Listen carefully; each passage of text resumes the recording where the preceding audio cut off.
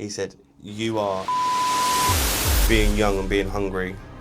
You make mistakes and you work for people you shouldn't necessarily work for. The younger you are and the harder you reach, the further everything's pushed away from you."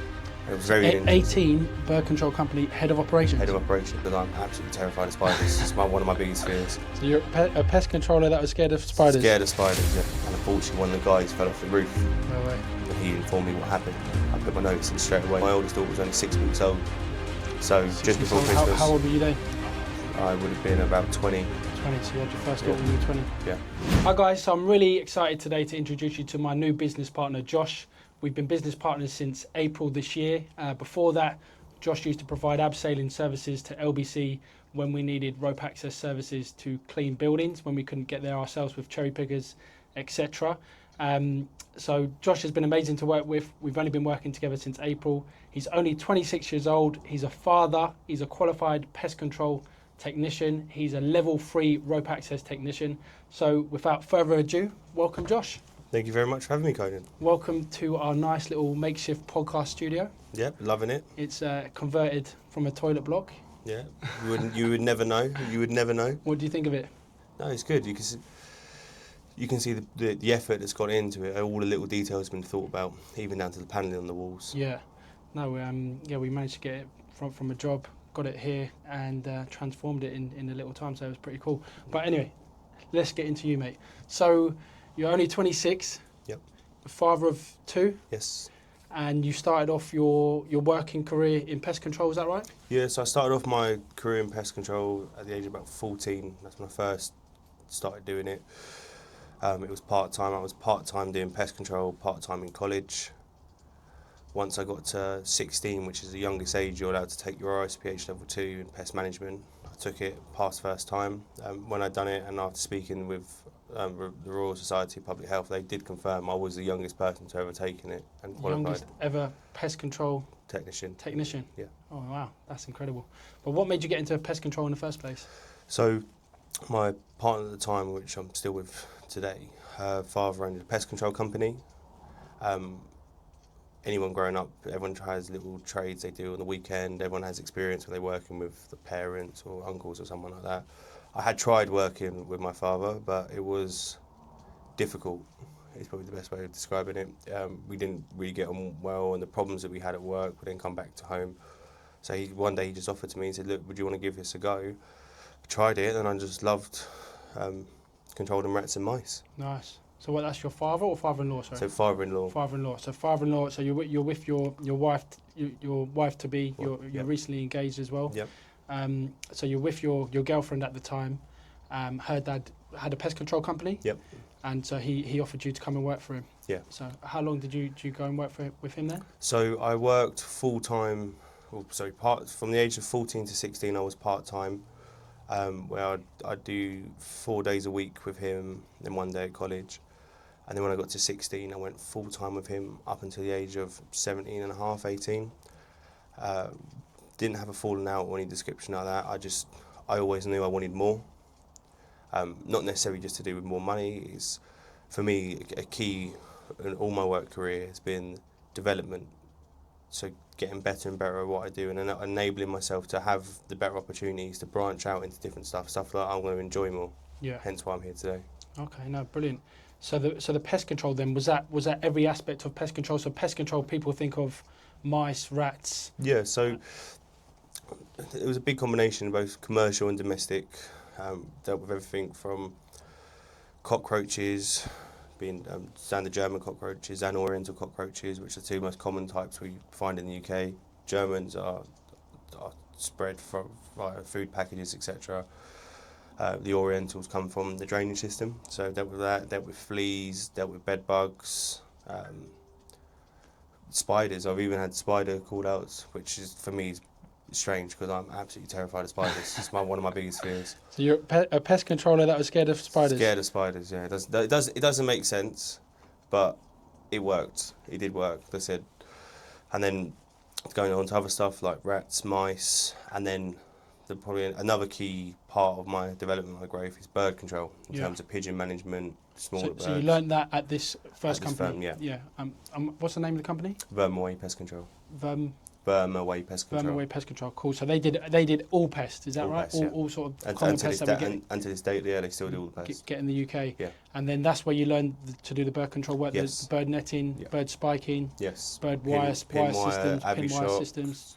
and even down to silly stuff like guano clean, how to handle guano correctly, the sort Yeah. of chemicals you have to use, the sort of precautions you have to take when removing from site. Okay, so very useful bit of knowledge for bringing you into Avisan and what we now do today, because we Yes. still do a lot of bird work, still do a lot of bird guano cleanup, Yeah. still do a lot of pin wire bird systems, bird protection systems. So yeah, okay, so we've got the pest control at that company. What age were you when you left that company? About 17 and a half, coming up to 18. And I went out and decided to do my own pest control company. It was called King Pest Control. It did go really, really well, in all honesty, but being young and being hungry, you make mistakes and you work for people you shouldn't necessarily work for, in terms of they have larger portfolios, worse payment terms and stuff. And I found, even though a lot of it was to do with growth, and it did enable me to carry on going into different stages and learning different stuff and truly becoming a master at pest control in my industry, there was a massive negative effect in terms of cash flow and just trying to, and same thing, being young and obviously not that smart with money, as most obviously 17, 18-year-olds aren't. It soon ran away on itself, and even silly stuff, so, which you probably got a bit of experiences as well. For some reason, everything's, the younger you are and the harder you reach, the further everything's pushed away from you. So even silly stuff like the van insurance, my first year's van insurance was £5,800. Yeah, The value of the van wasn't even £2,000. yeah, And it's very hard to justify that. And then, for example, as you get older, all of a sudden you find your insurance might be £700 per year. But you don't need the help when you're older. You need the help when you're younger. yeah. Yeah, so I've got a little story actually for van insurance. So when I started London bin cleaning, I was still at Reading Uni, and I was travelling to and from uni in this little caddy truck, VW caddy. Yeah. And then I had some stickers on the side of it, Yeah. and I used to put the equipment inside and out of it. And I remember the insurance was expensive because I was only early 20s, so it was probably a couple of grand a year insurance at least. And coming up to Christmas one day, it was a week where we were off from uni, and I was doing some bin cleaning, and we're just on the way home. There was a police checkpoint, Alexander Avenue, just near in Rayners Lane, where I used to live. Police pulled me over.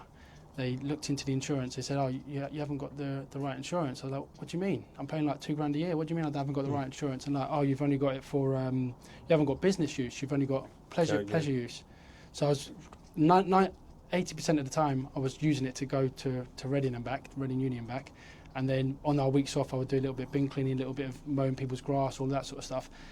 Do you know what they did? They gave me 6 points on my licence, £1,500 fine, impounded the vehicle, even though I was a 2-minute drive. My friend lived on that Alexander Avenue. I was outside my friend's house. I said, "Can I drop the pressure washer into my friend's house and I'll drive home? Then I'm insured."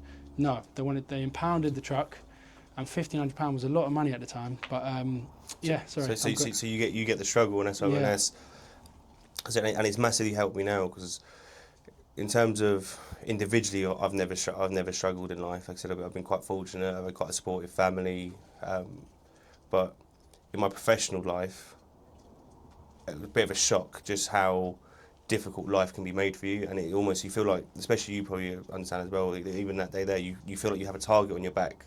You feel like everyone's against you, everything you're trying to move forward with, and you're trying to be sensible and do the right thing. And then you look around and you see your friends who aren't pushing as hard as you, aren't trying as hard as you, and they seem to be getting away with everything. And it's a bit of a confusing time, and that's what brings me on to, like I said, when I was talking about the cash flow and stuff like that. So I then did decide, and obviously looking around at my friends and what they were doing, I did go back into employment with 2 companies. So first of all, I started off with a massive national bird control company. This is when I was 18 years old. They made me head of operations because they obviously understood I did have quite a bit of experience. And it was very interesting. 18 bird control company head of operations. Head of operations. How many people? How many vehicles? So they had, off the top of my head, about 10 vehicles underneath me, which it was just insane. So That's I said 18 years old, and I was telling 50-year-old people what to do. I was writing all the risk assessments and stuff like that. So, and that's why I say it massively helped me put in them awkward, horrible situations, because it really helped me develop and go further. And even now, I would yeah, not, if I wasn't in for them horrible situations, I wouldn't be even half the person I am now. But even back then, I remember looking back and going, "This is just absolutely insane. I can't understand this." They had a massive disregard for health and safety. So there was, like I said, predominantly solar panel proofing, which is where you put galvanised mesh or stainless steel mesh around the outside of a solar panel to stop the birds from getting underneath. And we did have we can get it done attitude. There's always ways around it. But there was one job in particular, and I'd warned them about. The second I had set eyes on the pictures, I said we can't price to do that job. It's too dangerous. There's nowhere to anchor onto or secure our, because even back in them days we were using rope restraint, which is a different form of rope access, which we'll touch on in a bit. I'd warned them that this isn't this we cannot overcome this. There's too many dangers. So what they'd done is without my knowledge, they'd sent 2 other people to go and do the job, because obviously they chose profits over safety, and unfortunately one of the guys fell off the roof. no way. Really good friends with the guy as of today, and he's funny enough. He's actually taken his career down the health and safety route, inspired by what happened and how it can be overridden. But the second that incident happened, I got a very strange phone call off the director at the time, and he said, "I need you to create a set of RAMs for this job, because obviously where the job hadn't gone through me, there'd been no RAM set in place. I need you to create a set of RAMs for this job and sign them off." And the second I started connecting everything together, and I reached out to my friend, who, like I said, he was my good friend at the company, and he informed me what happened.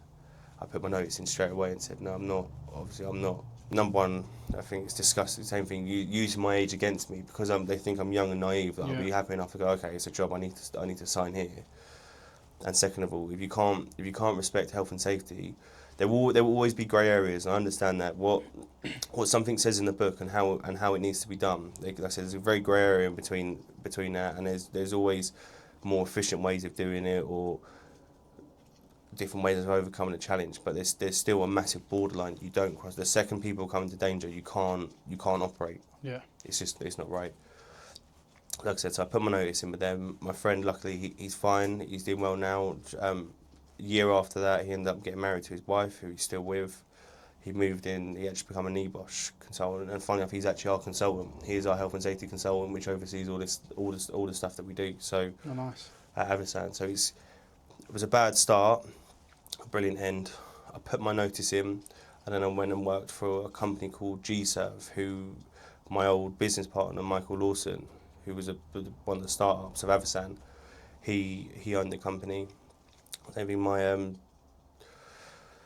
brilliant start, loved the company, had some really interesting contracts, being like the BBC and stuff like that, and every day was bird control, which was something I found I really liked doing.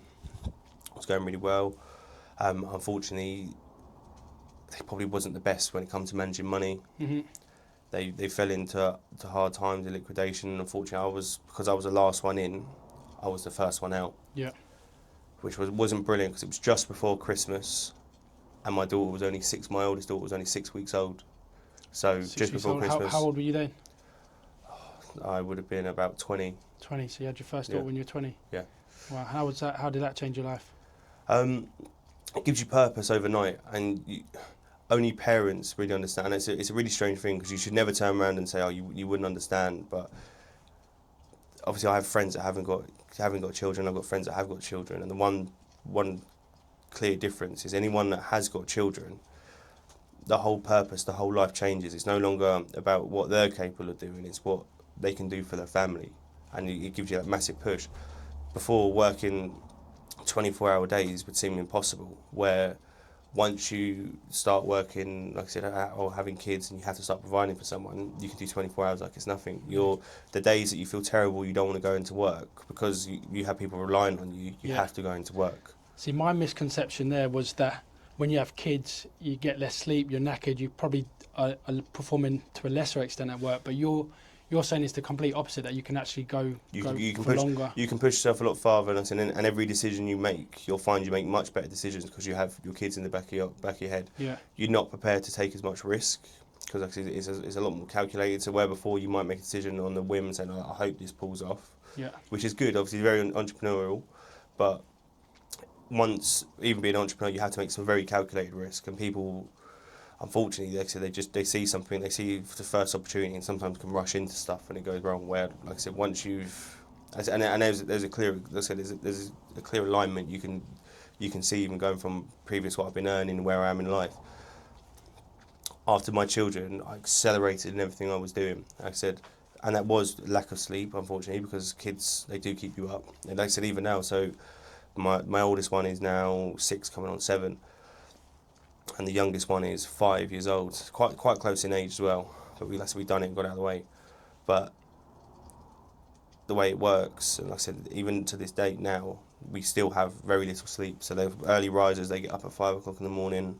Obviously, because of commitment work, I might not go to bed till 10, 11 o'clock at night, sometimes even later. So constantly running on a lack of sleep, but everything gets achieved, everything gets pulled off. Like I said, the money keeps going up and up and up. Obviously, as we're growing and I'm growing, it's, like I said, it's good times. Oh, brilliant.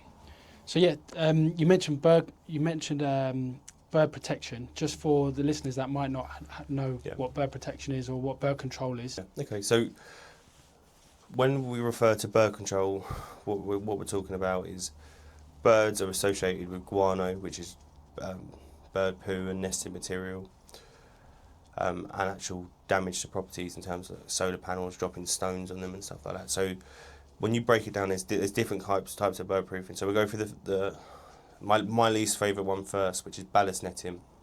The reason we do ballast netting is birds like crows and gulls. What is ballast netting? So ballast netting is, ballast itself is stones which are about 20 mil wide. There's loads of it. A lot of the modern developments, they use it as a form of drainage compared to, because the idea is where the drains are only a certain size, it slows the flow of water coming down, so nothing becomes overloaded. And if you go onto any rooftop in London, you'll see loads of little stones everywhere, which are brilliant. But like I said, the birds pick them up when they drop them, and that shatters. I bet a lot of people didn't. I don't think I knew that really. Apart from we had a recent inquiry, didn't we, where there were solar panels on a roof, and they wanted to net the stones off because the birds were picking them up and dropping them on the solar panels. Until that inquiry, I don't think I knew that birds used to do that. Why do they do that? So it's part of the hunting technique. I believe, like I said, I'm not an expert on this part of it. Like I said, I really don't like ballast netting. I don't want to learn about ballast netting. We have got members of our team that can do ballast netting. But like I said, me being the size I am, it's very hard to be bent over all day, picking up stones, wrapping them up in net, sealing it off. So like I said, that's why I've always tried to avoid it. But like I said, I believe it's a hunting technique where we should watch birds, especially like gulls and stuff, they pick the birds up, take them, or prey up, take it as high as they can, and they drop it, and that's supposed to be what kills them. That's a copy, and obviously we're talking in the instances of solar panels becoming damaged, and in terms of, like I said, potentially glass being shattered. But obviously it's a lot more serious than that, because as you can imagine, some of these buildings are going up. For example, there's a building in Manchester which is, I believe, 42 stories tall. If a stone gets dropped from that height, it's deadly to whatever's underneath. It doesn't matter whether it hits a person directly or goes through a vehicle. Like I said, the consequences could be dire. Yeah. So that's one part of it. Then you go on to something called edge protection, and the idea of this is, like I said, birds, being gulls and pigeons, they sit on the edge of the building. They like to excrement down, and it does. Not only does it cause a nightmare for tenants and residents in terms of noise and nuisance. Obviously, it's very unsightly. There's a bad smell.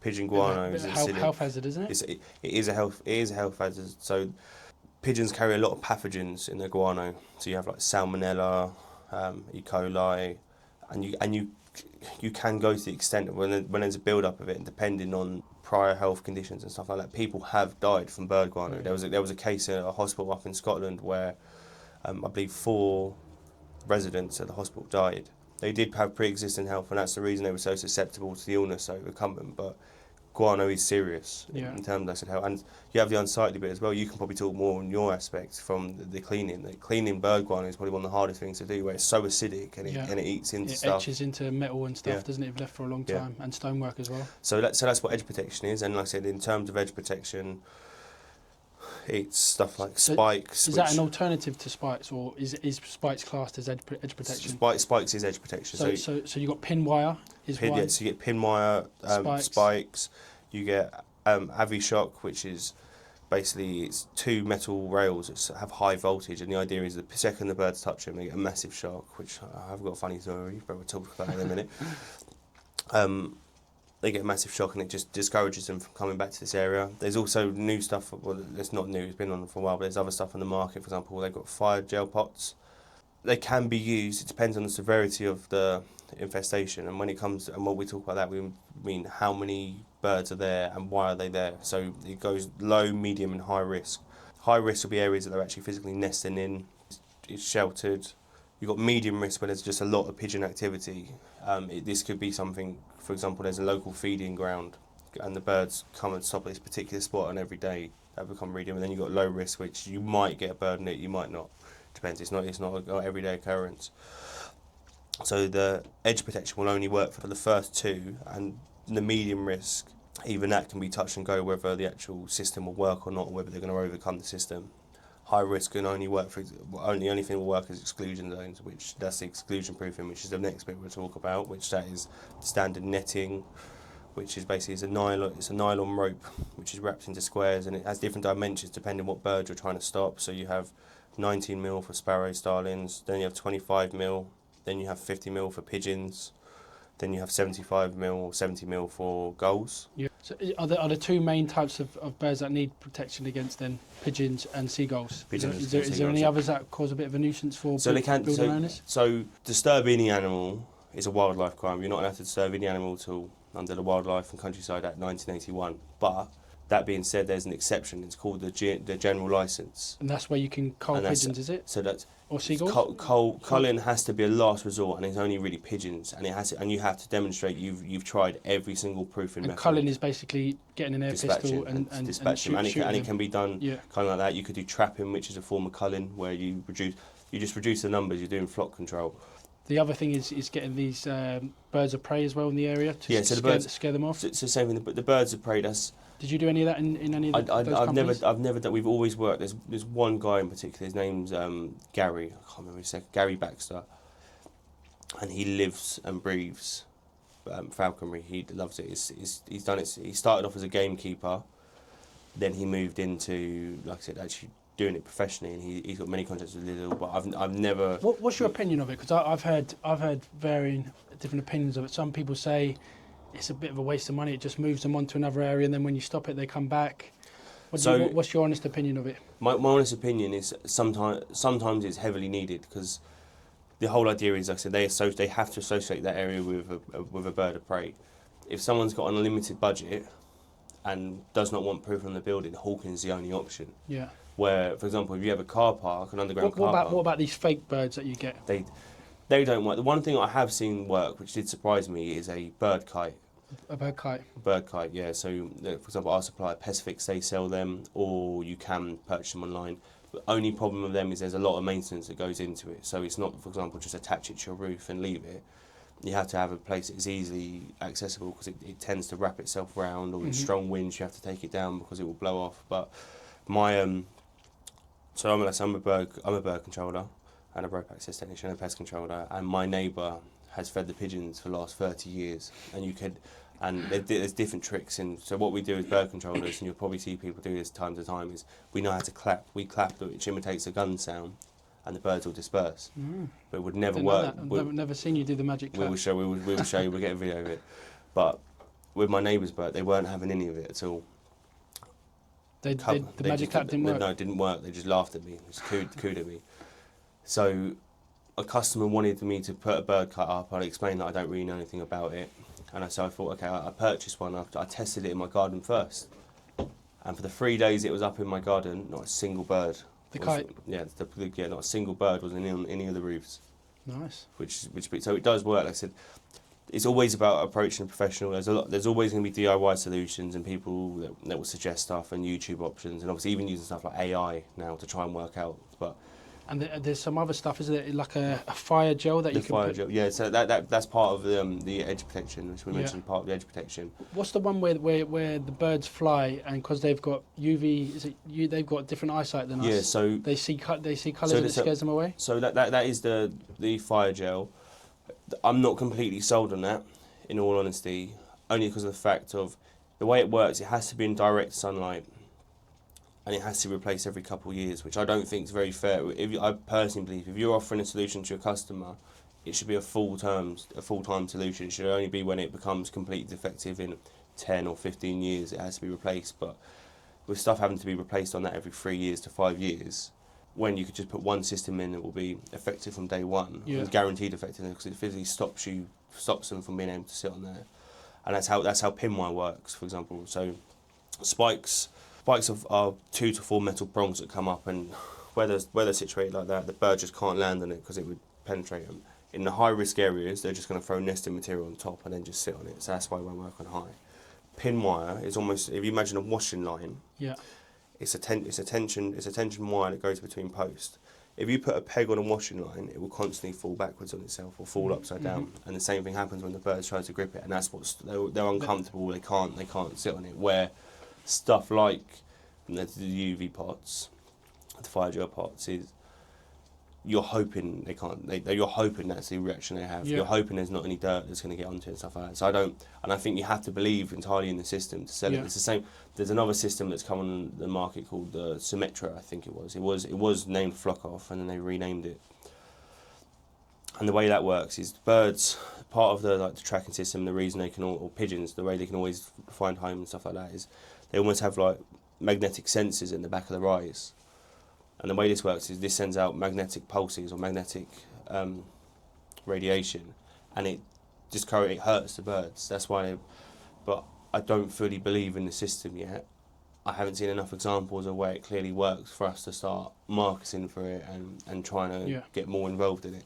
Because I know we did a job recently, we're still doing the job. It's a new hotel by the Lyceum Theatre, and they wanted pin wire. Yeah. So they wanted pin wire. They had to net off some of the outdoor areas, and they wanted pin wire. And I know you weren't too fond. You told them your opinion on it, but because it looks a bit better than spikes. Yeah. So pin wire is not as effective as spikes. It's not as effective. It looks better. Yeah. Is that right? So it's not, and everyone will have different opinions. Just depend. And the reason I can say pin wire is not as effective, and what I was talking about the seriousness and the severity. So Kingston Hospital, which we've done a lot of work for over the years. We had pin wired one of the wards under the explanation of that we don't believe this is going to work, and we're pre-warning you we don't think this is going to work. And we went to extreme measures. So normally with pin wire you wouldn't go as far as drilling the bases in to fix them, but we knew there was going to be a lot of pressure on this. But from day one we watched the birds overcome it. Really? Where if that was spikes there, especially the narrow spikes, they would have struggled a lot more, and hopefully would have just moved on to somewhere else. Okay. So before we move on from birds, then let's say I own a block of flats and the roof is covered in birds. Normally, when the birds are sitting there, you see the gutters fill up with grass. If there's solar panels there, they're all dirty. You see lots of stuff growing on the roof. What would you suggest to those building owners? So what would be the most effective way? If it was your building, what would you? The most, like I said, and every scenario is so different, and there's so many different factors that would play in terms of budget, people's expectations.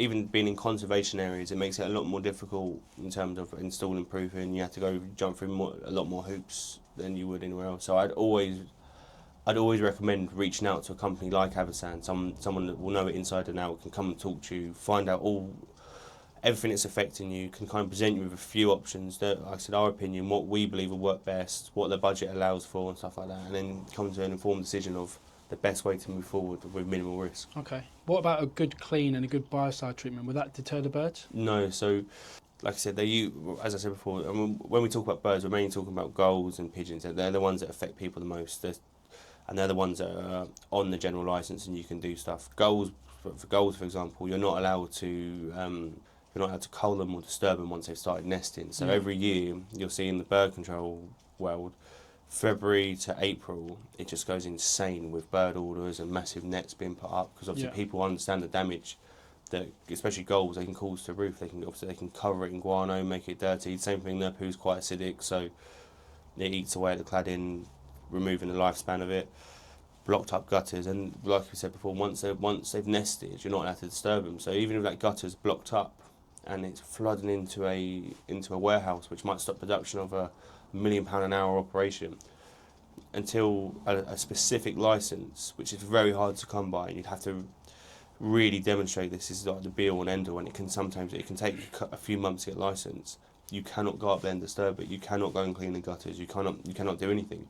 So that's why it's taken so seriously. In terms of pigeons, like I said, obviously a lot smaller. It's a lot more relaxed when it comes to the general license and what you can and can't do with them.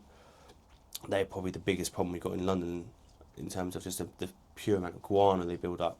Yeah. And like I said, the smell, the noisy residents.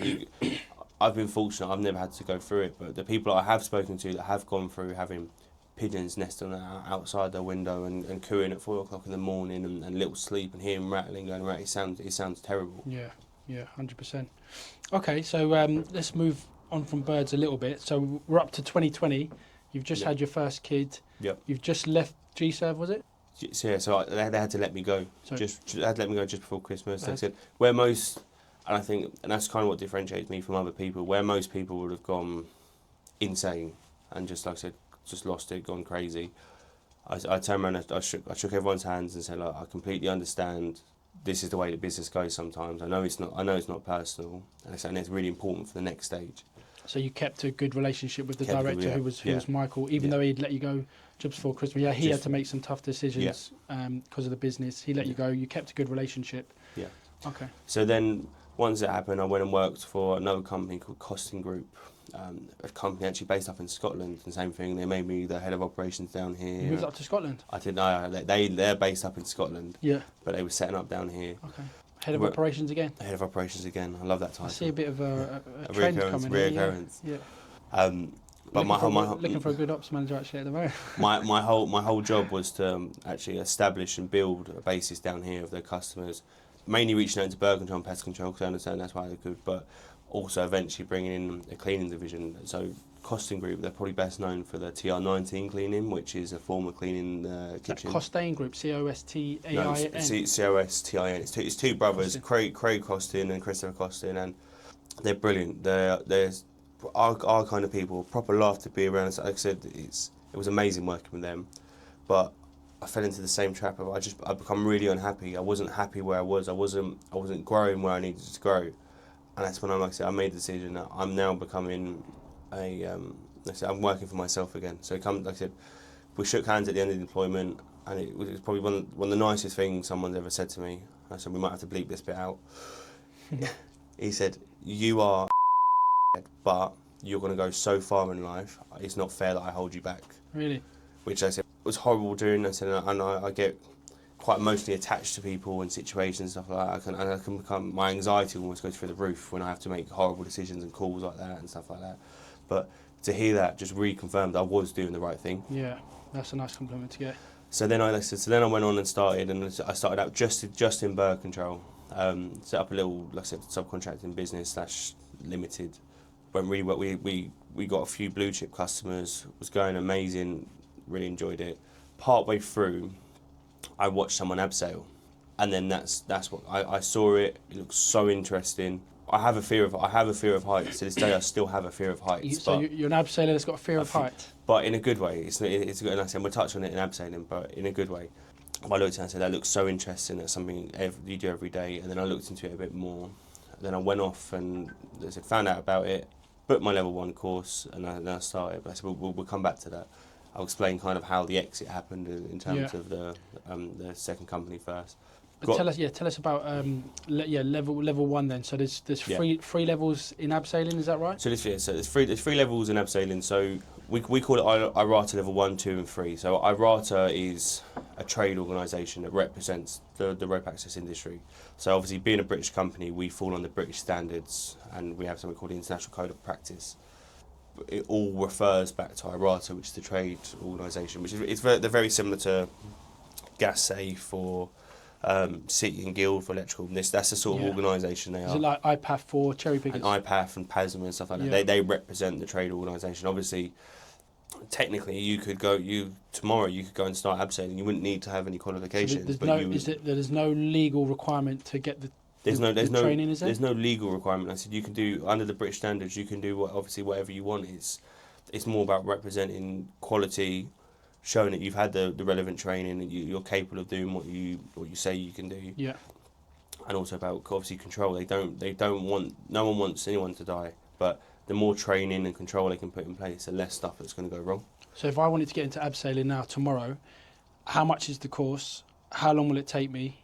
And where would I go? So there's a few training providing centres across the UK. Obviously, I've only ever gone to 2 training providers. One was Be Safety in Red Hill, which is brilliant. Like I said, they've actually taken me from level 1 to level 3. The other training providers I've been to have been add-ons. So, for example, Harken, who enable us to test Harken systems and install them. So that was one place I had to go to. What's a Harken system? A Harken, it's a Harken rail system. You get R32 and R27. It's basically it's a rail that's fixed on, and you can put trolleys on it, and you can actually abseil off it. Or so it's like a man-safe system, is it? It's a solid unit. It's a solid bar that goes across. A man-safe system that you can abseil off. Which you can abseil off. Well, okay, because I made this mistake, and I've spoken to a lot of customers that I think make this mistake. When they ask for abseiling, they say, "Oh yeah, you can abseil. We've got a man-safe system up there." Yes. So when I did my working at height training for when we were cleaning the Gatwick hangar roof, click here to watch that video.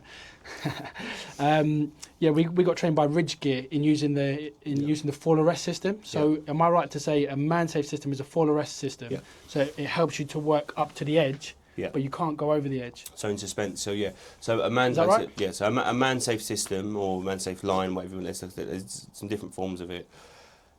The bottom line of it's not compliant. It doesn't have the correct EN numbers for you to be able to use it as an anchorage system. You're not allowed to go over the edge. You get some man-safe systems which don't have a deployable. So for people that don't know what a man-safe system is either, it's basically on the top of the roof you get like a metal wire that goes across, and then you can clip onto the metal wire. Yeah. You clip it onto your harness, and then you can walk towards the edge, or you can walk along the building. Yeah. So the idea just stops you from falling off the building. Obviously, even if you're on a completely flat surface, you still have the risk that you could trip, you could fall when you get closer to the edge. So that's what them systems are for. That's what they're designed to do. Which is, like I said, part of the other training I've done was with, I can't remember the provider's name, but it's to do with man-safe system testing and installation. Yeah. And just on that, the equipment's not cheap either, is it? So for that Gatwick job, we had to get all the harnesses. Well, we had some harnesses. We had to get more harnesses. Had to get ropes.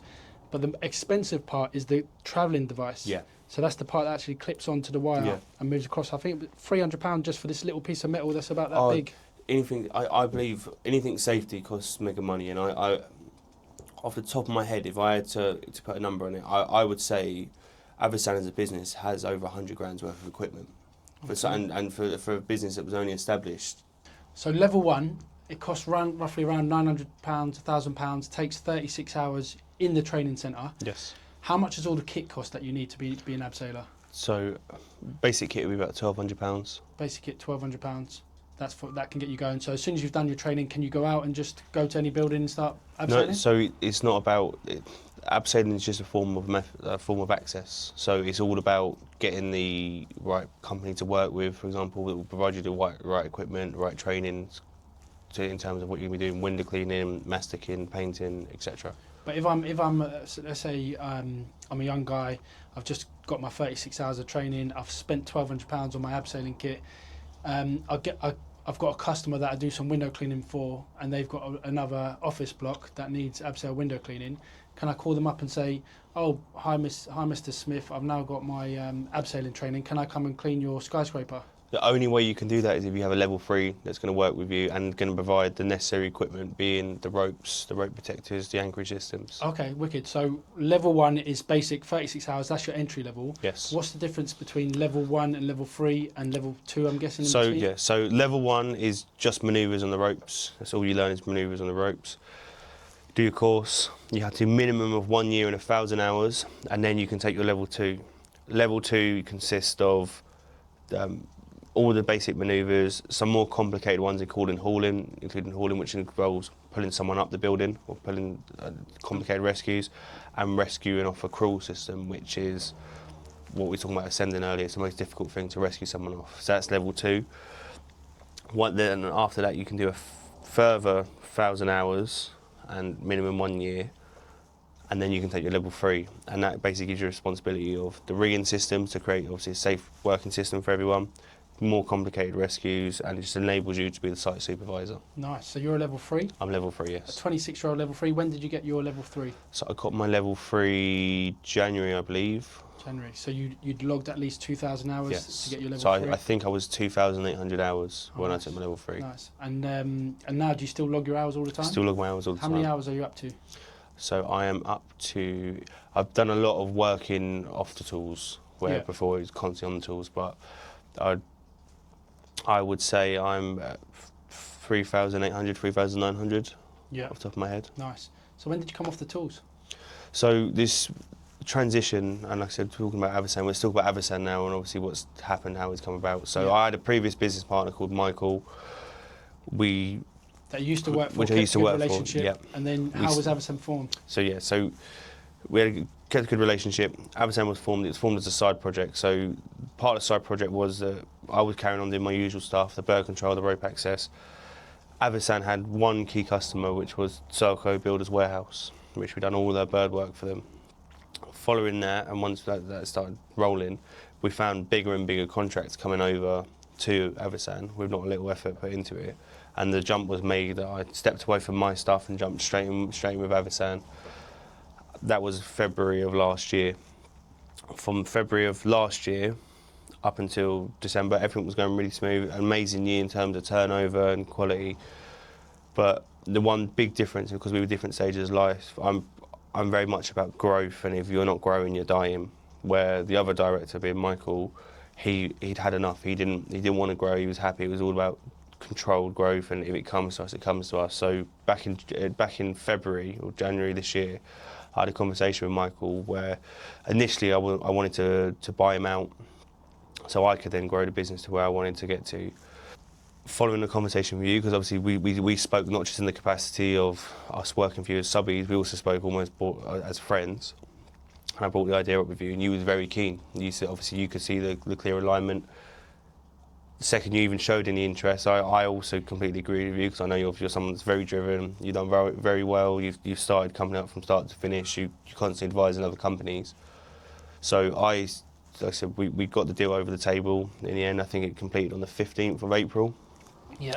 And in the last 3 months, these are the best months that Avisan's ever done. To a point, we've got so much work on and so many teams working for us and keeping the quality up there. I haven't really been on the tools since May.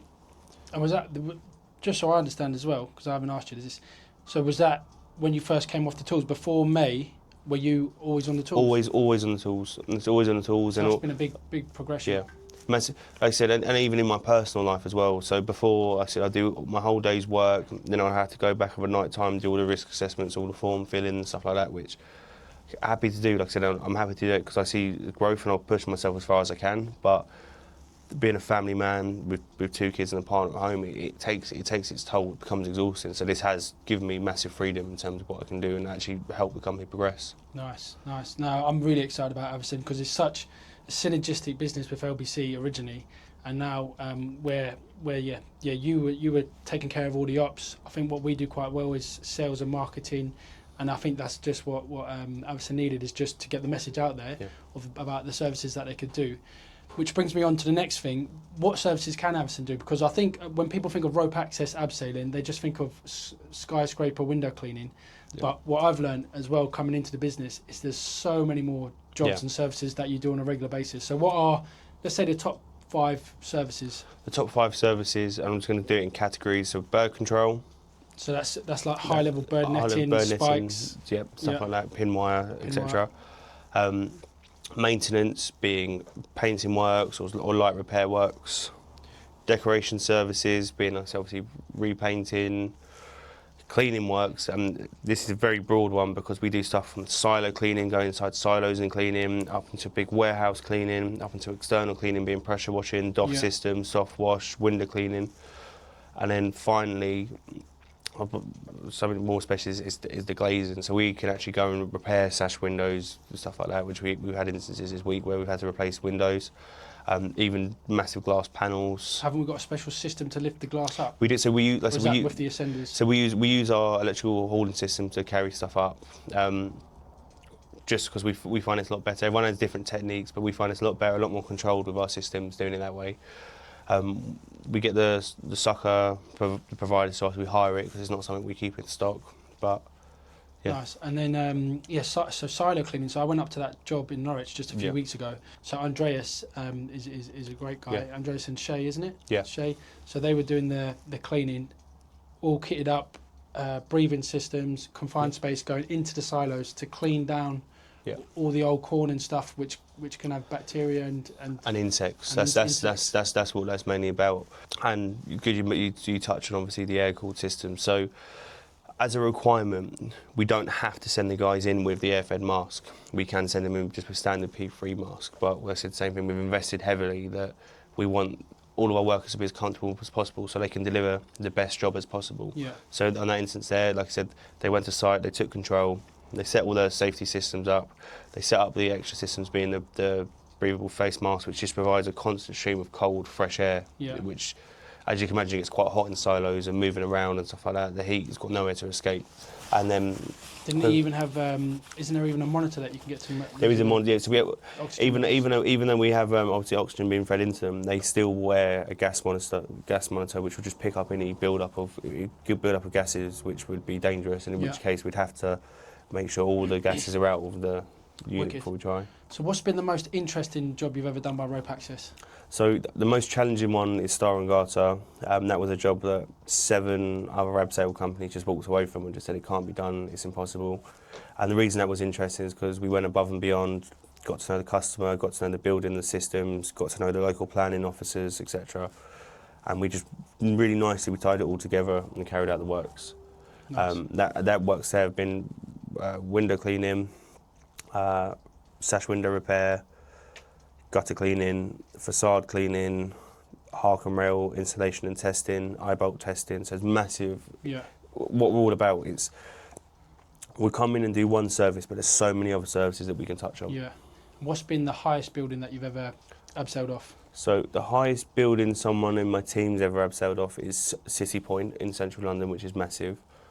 I think I've been about 25, 30 stories.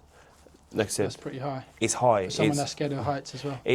But the fear of heights, makes me nervous around heights. Like I said, I love the adrenaline of jumping off each time. So every single time, so people understand, you go up there and you're about to go over the edge. Do you still get nervous? I still get nervous, but that's what makes me such a good rope access technician, because I won't leave anything to chance. Some people become a bit complacent, they overlook stuff, and that's when accidents and injuries happen. You're too calm.